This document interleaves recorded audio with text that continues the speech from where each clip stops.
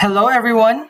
In this video, we'll learn about the basics of programming, specifically how we display output, use variables, work with different data types, and apply operators.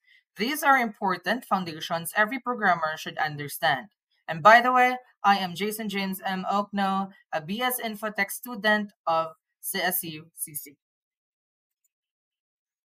So what is output or display in programming? Output or display in programming refers to the information that a program shows to the user after processing input or performing a task. It is how the program communicates results, message, or feedback. The output can be shown on a screen, like text, numbers, or graphics, printed on paper, or even sent to another file or system. In most beginner programs, output is displayed using symbol commands like print in Python or system out print next line in Java. Output helps users understand what the program is doing and whether it's working correctly. So display or output means showing a message or result to the user. In Python, again, we use this print, then parentheses. And also in Java, we use system out, print in to show output in the screen. Pag nag-code po kayo, ang gagamitin po natin na commands or ang operate or ang output po natin na gagamitin or yung commands is sa Python po yung print tsaka naka-parentheses and then lagay niyo po yun kung ano yung gusto niyo i-print.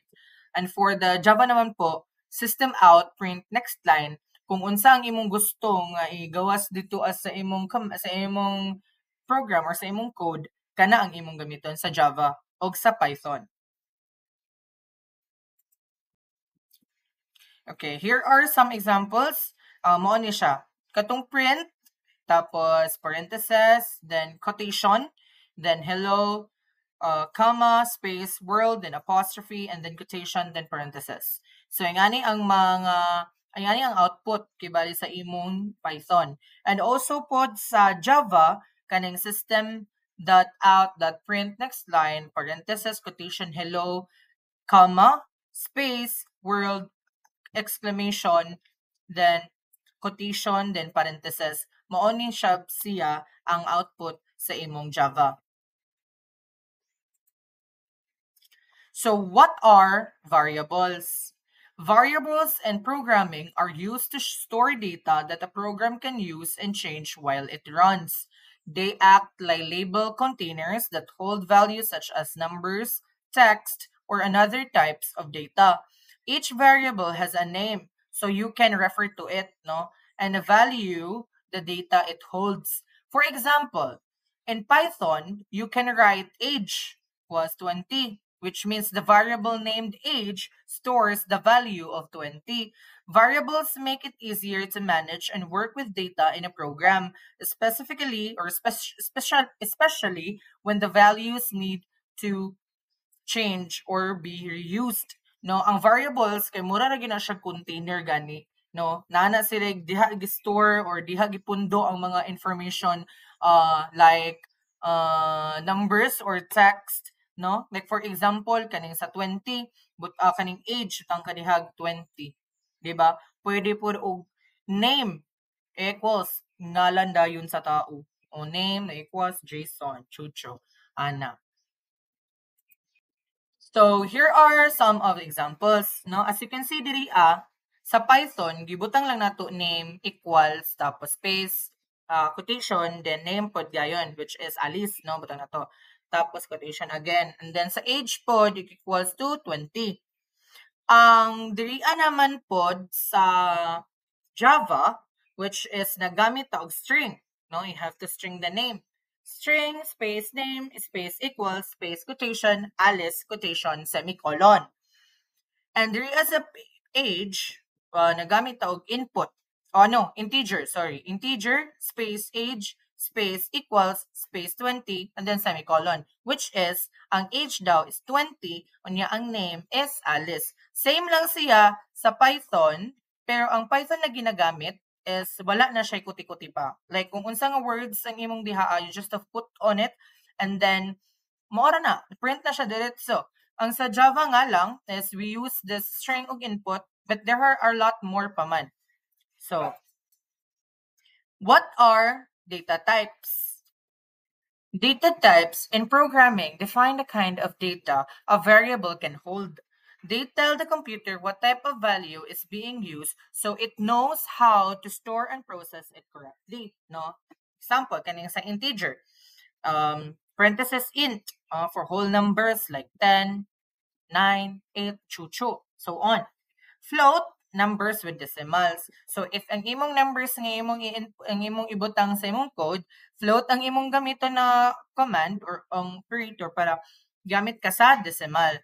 Ang string or str, text or characters, boolean or bool, true or false values. No, using the correct data type is important because it affects how the program behaves and performs calculation or operations.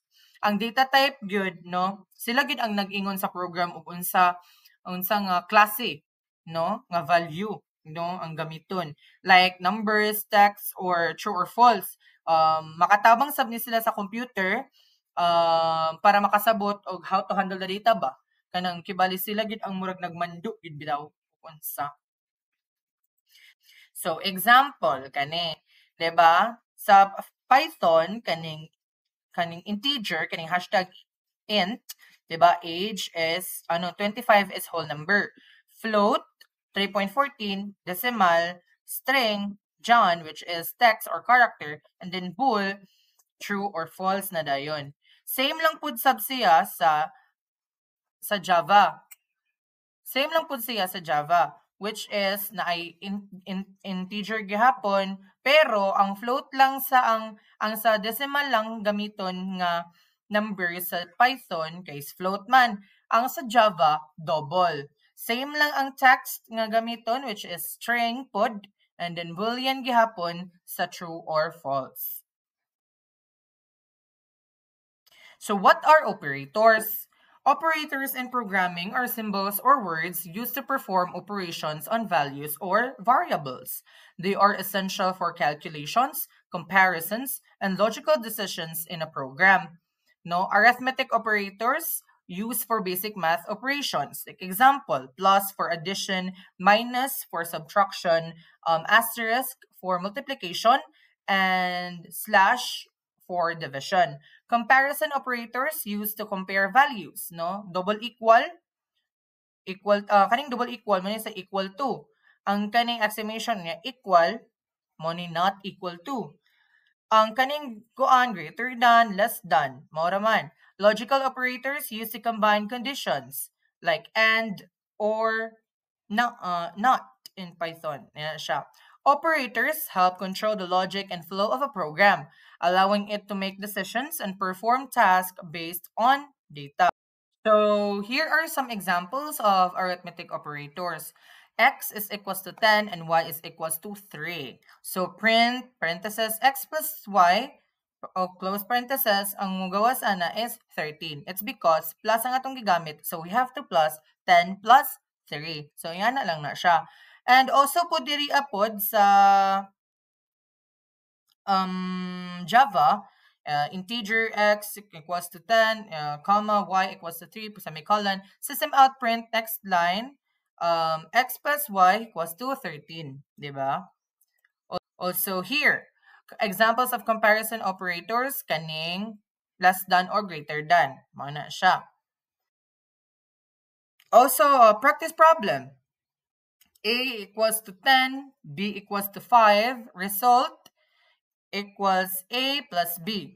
Then print parenthesis, quotation, result, colon, then quotation, then comma, unsay result sa A o B, imo tatak dihaa. So 15 rather, 15 ang mugawas dinaa sa imong program. And also we have another practice problem for Java.